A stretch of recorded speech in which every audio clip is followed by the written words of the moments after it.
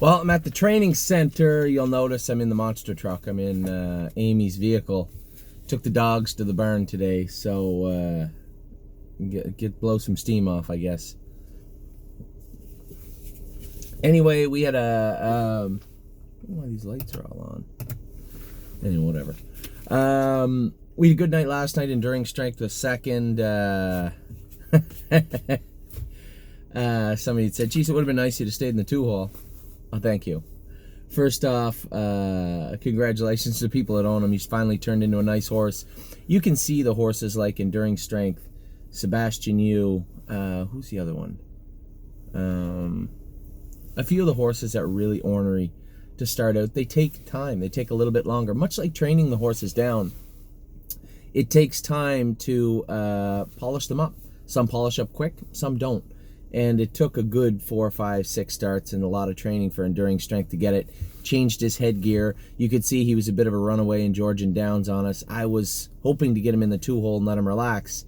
And then with that slow middle half, and Trevor's fishing for the earplugs in the last turn. There's horses moving. Sure, on paper it looked like Trevor was the horse to beat. I was second best.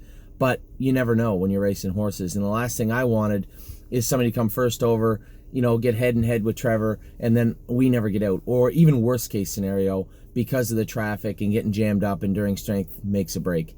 So I opted to let him float to the outside. He attacked, and as I said to Mario, that was by far his best start. He trotted as hard as he could right to the wire. Now, I guess the saving grace is the horse that beat us, they had just purchased the week before off On Gate, the American site, for just under $31,000 American. And as a yearling, he was a $170,000 yearling. So it's not like we get beat by an inferior horse. What I think we do have is one of the best horses in the division as of last night.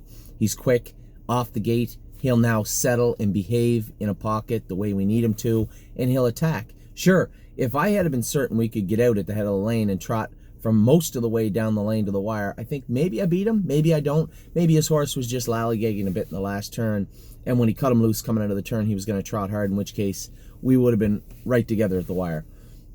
Nevertheless, I was really proud of how Enduring Strength looked, how he raced, but most importantly, how he behaved.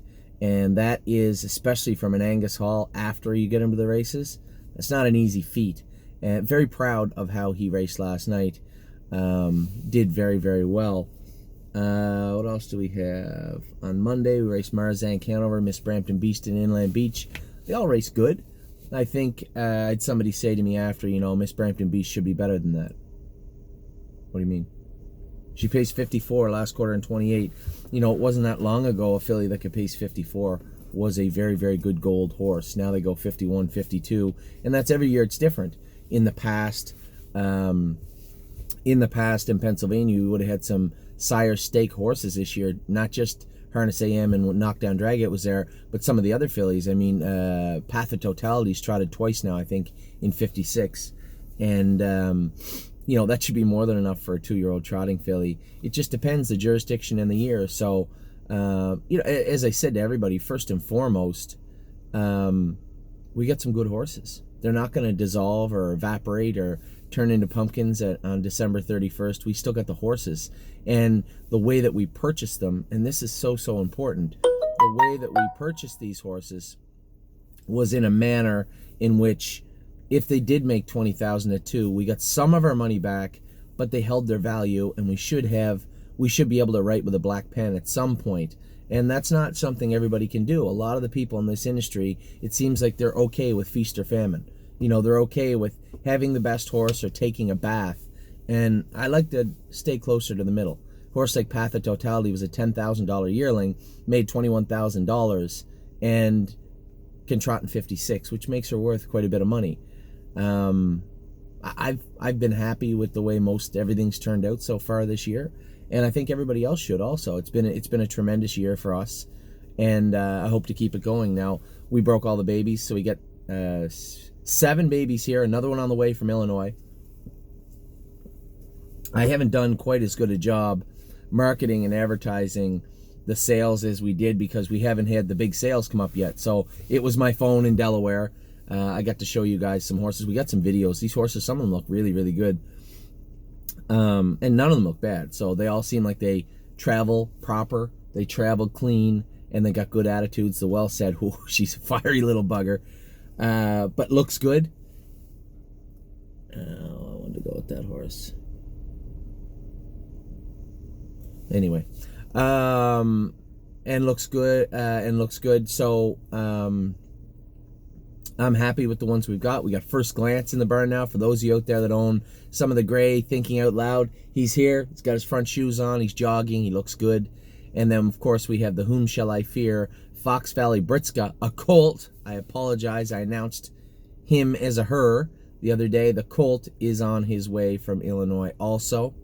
And then we have a number of horses. If my count is correct, we have about 10 privately owned horses on their way at some point in the next 2 weeks, which would make 18 in the barn right now.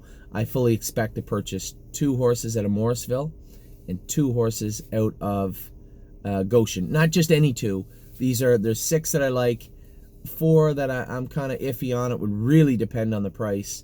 2 I'm very interested in, and those 2 horses, if they come here before we ever get to Lexington, Harrisburg, London, Indiana, the Buckeye, before we ever get to any of those sales, we'll have 22 yearlings on site. So off to another great start at the sales. I think we did well in Delaware. I think we did well in Illinois. That horse that we bought, I really like the breeding on that horse, and I really like the way he looks.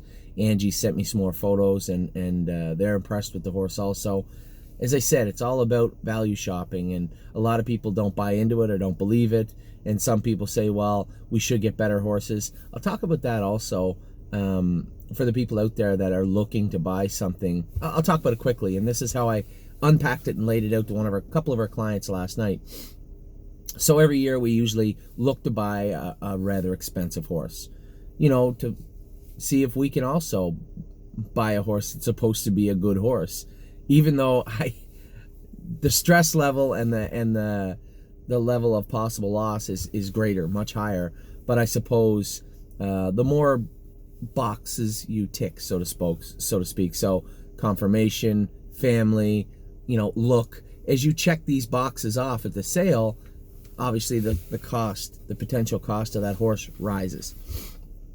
And hopefully, and you guys, I don't have to tell you, when you look at who wins all the races, it's usually a lot of the more expensive horses. That's how it is.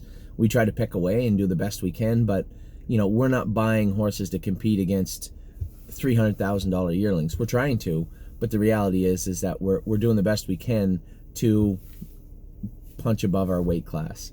And by buying a couple of these horses that are a little more expensive, sure, it gives us, it keeps our foot in the door, so to speak, but the risk level is high. So I'm looking at it, crunching the numbers, and I'm thinking, obviously at the stable, we know what butters are bred. $18,000 to $38,000 trotters, mostly in Ohio, Pennsylvania, and a few in Ontario.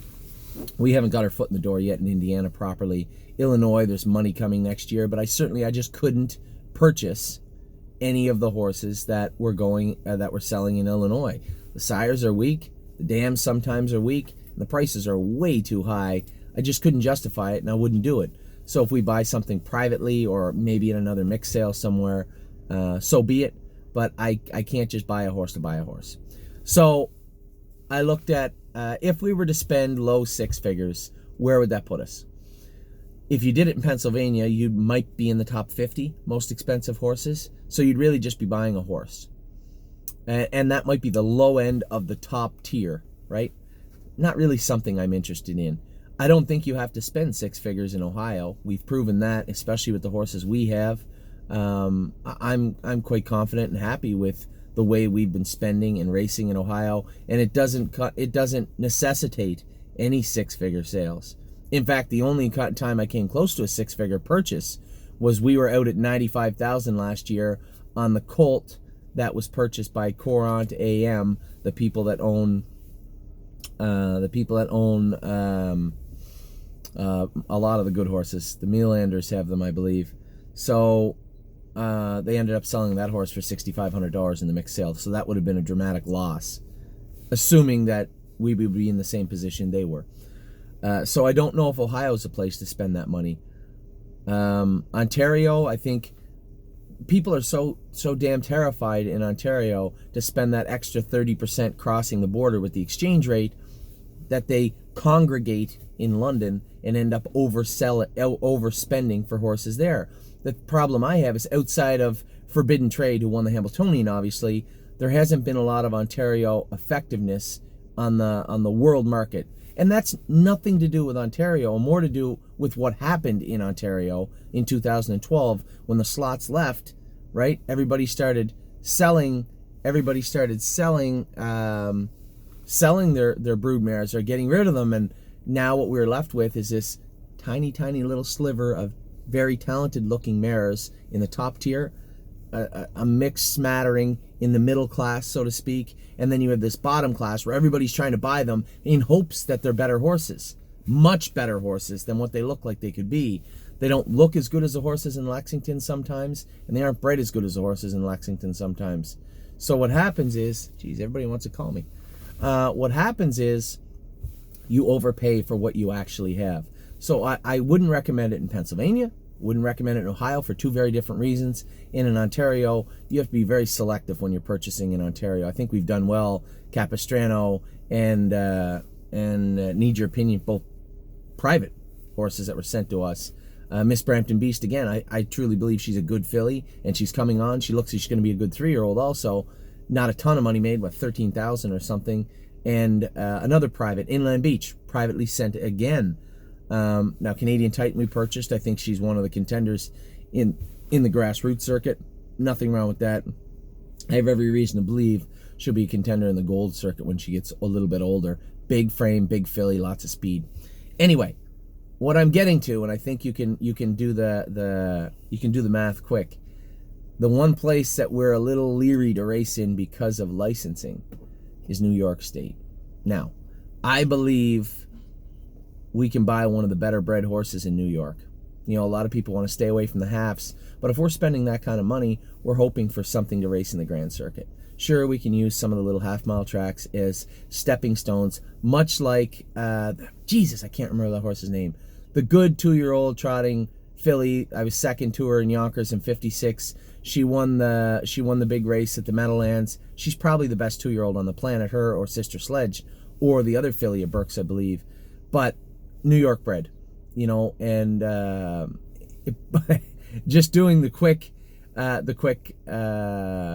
you know, just by looking quickly at the information in front of us, it would have to be a Chapter 7, I guess, since every good horse in New York right now is a Chapter 7. So what we'd be looking for is a Chapter 7 well-bred that fits the bill of what we're looking for. For those of you out there saying, geez, we need a horse on the world stage, we'd like to have a horse that's supposed to be a good horse, and we do have a lot of clients that want to do that. You know the risk going in. You know the gamble we're taking. I'm telling you, looking at everything I can see, looking at all the information, I think New York's the place to do it. We can still buy one of the best horses in New York, so to speak, at least best bred, best looking horses for low 6 figures, maybe a little bit under that, and we should be able to get a pretty good looking horse. So, and that should negate the concerns of getting your license, because we've already spent a lot on a horse. Until New York fixes their licensing woes, we are going to be a little leery about spending money and buying horses in New York. We'll still buy them because they're good horses.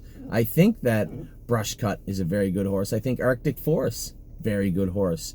The trotter that schooled yesterday, Classic Con, nice horse. Got some work to do and some growth to do, but a nice horse. So we're still going to continue to buy horses in New York, but this will be the first time we're going to specifically go looking. So for those of you out there who want to fit into that group, or saying, yeah, I want to be a part of that group, I think it only makes sense to spend our money in New York State, which will make other people very happy.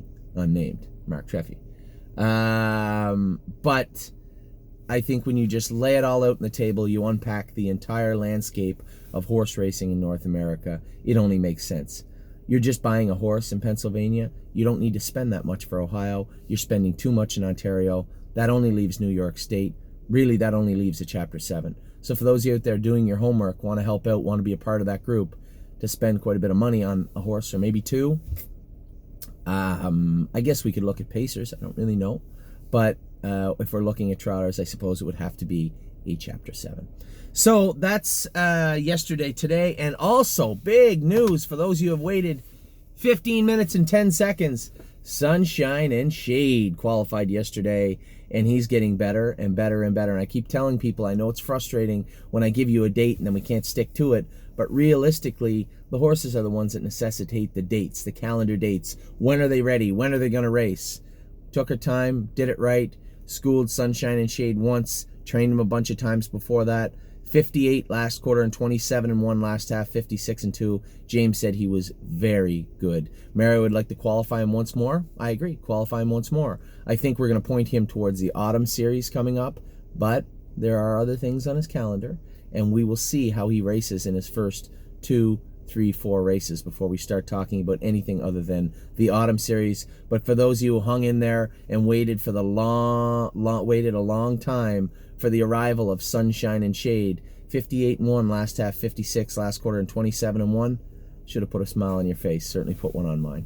So that's 16 minutes of mostly drivel, but get you guys caught up in what took place. I was extremely happy with Sunshine and Shade, extremely happy with Enduring Strength. Gave you a little update on the sales, the state of the stable heading into the sales. We'll be giving you a big video this week about the upcoming sale in Ohio next week. Want to get our ducks in line. Obviously, this is what has been buttering our bread for the last 3 years, has been the Ohio jurisdiction.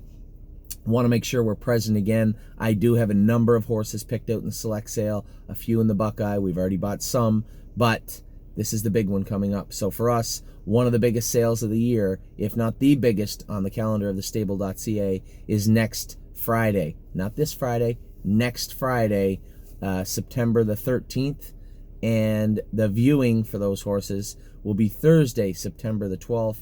I will be in Ohio for the viewing. I will be doing multiple videos with Curtis. They will all be going out to you, but you're going to have a pretty good idea of what we're looking at before we get there. So for those of you out there waiting, saying, you know, I don't know what we're going to do, we're going to see how the stable does, we are getting ready for the Ohio sale. It is very important for us, very important for us every year, much more important even after this year, what we did this year.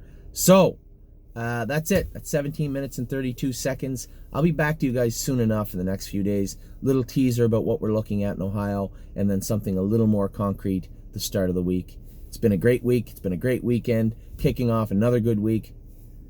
Going to keep it going, hopefully, here in Ontario. Tonight we have Fox Valley Shazam. We have Canadian Titan, Beach Boutique. Tomorrow we have the Peaceful Way eliminations with Spirit of Dio. Saturday we have White Tiger in the Consolation.